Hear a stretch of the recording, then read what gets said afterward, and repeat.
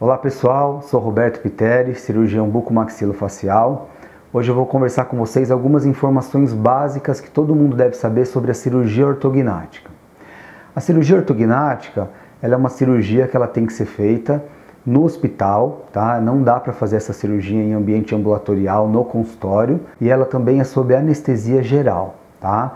Normalmente essa cirurgia demora em torno de 2h30, podendo ser um pouquinho mais ou um pouquinho menos de tempo. O paciente ele fica internado um dia, né? Então ele interna normalmente de manhã, faz a cirurgia no período da manhã.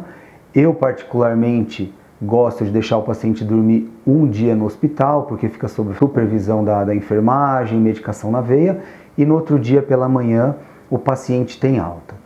Uma coisa que todos os pacientes têm medo desse tipo de procedimento é em relação à dor. E o que às vezes o paciente não sabe é que todos esses pacientes ficam com parestesia.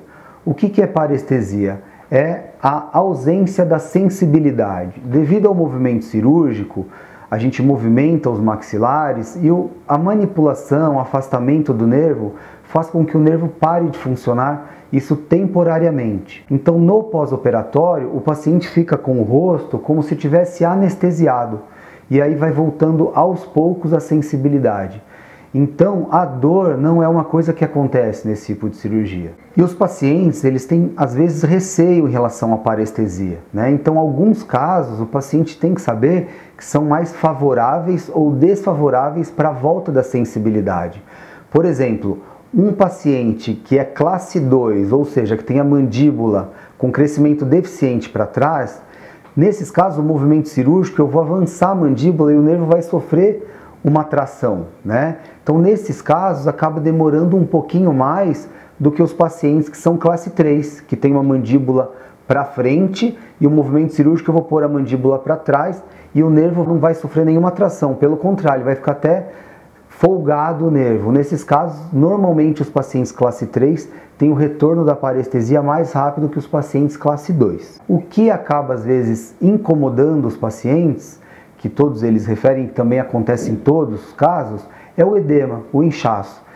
O edema ele é muito individual, varia de paciente para paciente. Nós tomamos todas as precauções, tanto medicamentosa, tanto com o gelo pós-operatório, mas é uma característica individual. Tem paciente que remove um dente do siso, fica com edema super importante, e tem paciente que é submetido à cirurgia ortognática e não incha tanto. Então não tem como a gente prever quão é grande esse edema. Para isso a gente deixa todos os medicamentos e a gente acaba indicando que o paciente faça gelo o máximo possível, principalmente nos 3 primeiros dias de cirurgia.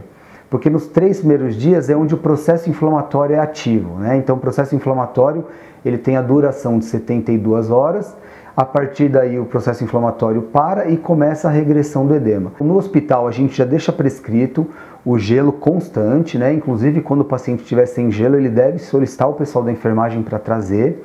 No caso dos meus pacientes, eu mandei fazer essa bolsinha de gelo que o paciente já acorda da cirurgia e depois ele leva a bolsa para casa, ajuda bastante, coloca assim, né? Então isso daqui tem ajudado muito os nossos pacientes no pós-operatório.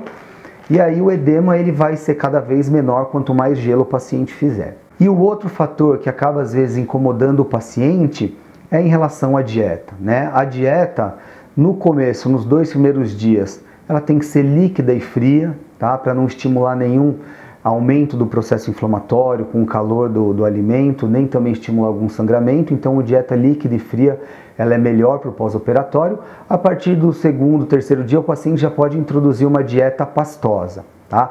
Essa dieta ela vai ter que ser sem carga até 40 dias de pós-operatório, porque é exatamente o tempo que demora para o osso consolidar. Então eu falo, a dieta pastosa não precisa ser sopa, não. O paciente pode comer um purê, carne moída, peixe, alimentos de consistência que não necessitam de uma mastigação efetiva.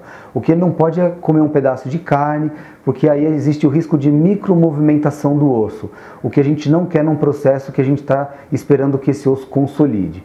Então após de 40 dias o osso já consolidou e aí o paciente pode voltar a se alimentar de forma normalmente. Se tiverem alguma dúvida, deixa aqui no nosso canal, curtam o nosso canal também e sigam o nosso trabalho através das redes sociais, Facebook e Instagram. Muito obrigado.